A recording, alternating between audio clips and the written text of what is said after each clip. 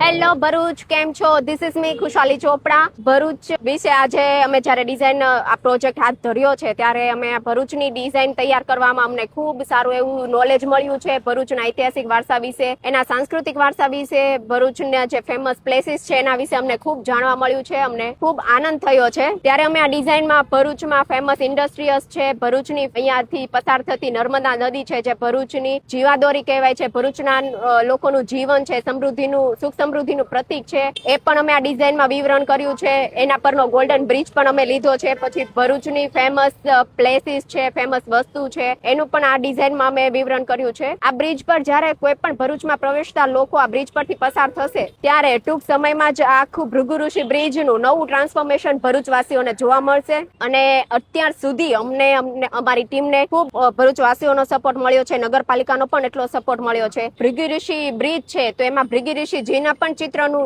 વિવરણ થયું છે, તો એટલીસ્ટ એને પણ, એના નામને, ભૃગુ ઋષિજીને પણ રિસ્પેક્ટ આપીને જ્યાં ત્યાં તમે થૂકશો નહીં, આ દિવાલો ગંદી ન કરશો.